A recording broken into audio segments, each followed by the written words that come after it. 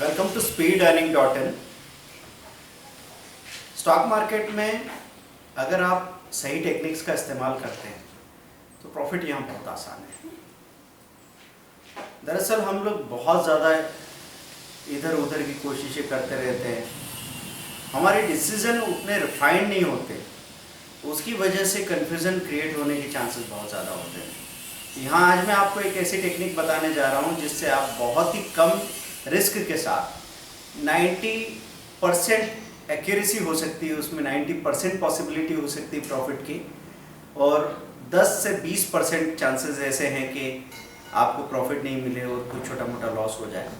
तो इस तरीके को गौर से सुने। बाकी प्रैक्टिकली हम आपको क्लासेस में टेलीफोन पे जो क्लासेस होंगी, मोबाइल क्लासेस होंगी, उसमें हम समझा देने वाले हैं। तो सुनिए इसको। स्क्रीनर्स होते हैं आपके पास, ऐसे स्क्रीनर्स जिसमें आपको उन स्टॉक्स के बारे में पता रखता है जो वॉल्यूम के साथ बढ़ रहे हैं।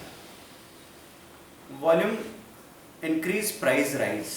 तो ऐसे स्क्रीनर्स आपको मनी कंट्रोल में, वे टू वेल्थ में और बाकी दूसरी वेबसाइट्स में भी मिल जाते हैं। तो आपने गूगल सर्च किया वॉल्यूम इंक्रीज, प्राइस राइज, उस स्क्रीनर पे गए। स्क्रीनर पे आपको पहले ही पेज पे नज़र आता है कि कई स्टॉक्स ऐसे हैं स्मॉल कैप या मिड कैप के जो मोर देन 10%, 12% बढ़ चुके हैं और उनके 20% पे जाके सर्किट हो जाने की संभावना है।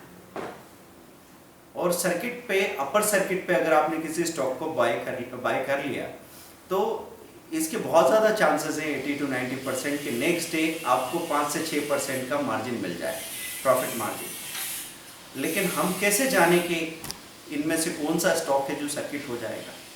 तो लोग जब अंदाजे में इसको खरीदने जाते हैं तो कोई 12% पे, 13% पे किसी स्टॉक को खरीद रहा है, कोई 15-16% बढ़ने पे किसी स्टॉक को खरीद रहा है, और जल्दबाजी में, लालच में जब हमने डिसीजन लिया तो ये गलती हो ही जाती है कि आपने किसी ऐसे स्टॉक को उठा लिया जो पिछले 3 या 4 दिन से लगातार भागता चला जा रहा था। तो 13 या 16% पे आपने बाय किया और वो 10% पे, 8% पे आके अटक गया। नेक्स्ट डे वहाँ से माइनस खुल रहा है और नीचे चला गया। तो आप जो सोच रहे थे 5-6% कमाने की बात, वहाँ तो 10-15% का नुकसान होने के चांसेस बन गए। तो इस समस्या का हल क्या है? इस प्रॉब्लम का सॉल्यूशन क्या है? सॉल्यूशन ये है कि हम पहले से अंदाज़ा लगा कि किसी स्टॉक को नहीं छोड़ना।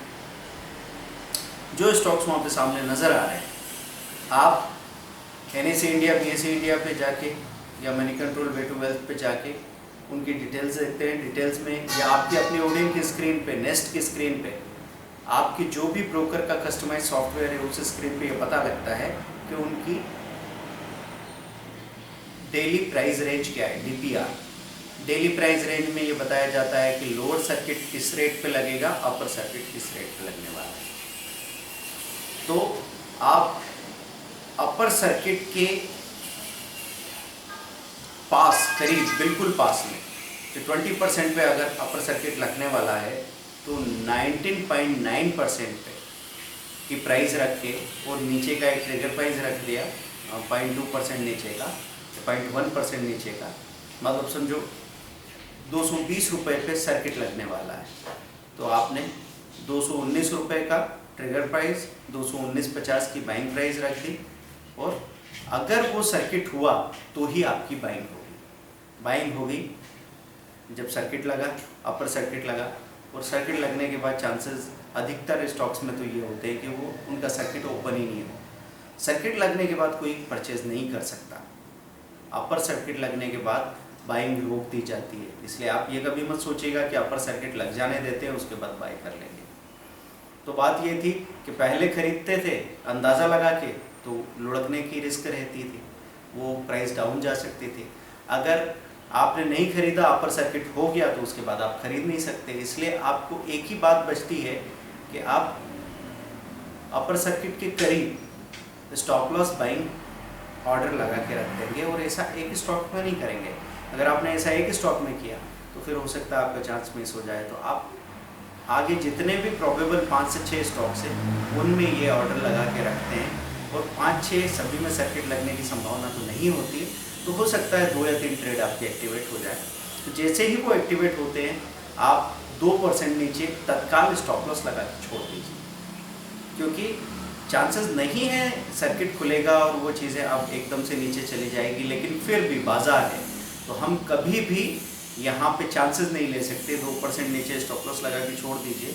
कभी कभी ऐसा होता है कि सर्किट कमज़ोर होता है तो एकदम से वहाँ पे जो बायर्स की संख्या है वो घटने लगती है, फिर थोड़ी देर के लिए सर्किट खुला, 1-1.5% नीचे आया, वापस सर्किट लग गया। उसके बाद में अगले दिन ये ऊपर ही खुलेगा। आपको 9.16 पर वहाँ पे अवेलेबल होना है, क्योंकि 9.16 पे आपको ऐसी प्राइस मिलेगी जहाँ पे बेच के आप अपना प्रॉफिट बुक करके निकल जाएंगे। इस केस में बस एक ही बात की परेशानी आ सकती है कि ब्रोकर के यहाँ से आपको कंफर्म करना है कि स्टॉक्स की डिलीवरी आपको नेक्स्ट डे मिल जाती है कि नहीं, या पुल अकाउंट फैसिलिटी हो जिसमें से आपने जो स्टॉक खरीदे उनको बेचने की फैसिलिटी हो जाए और फिर वो क्वांटिटी आपकी एडजस्ट हो जाए।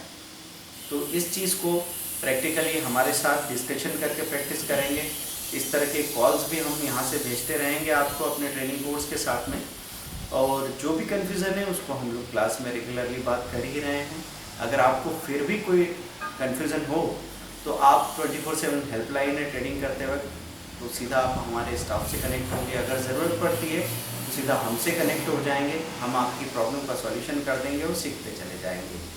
तो keep faith in yourself and then keep a little faith in us, you will get the solution ultimately. Thank you. Bye.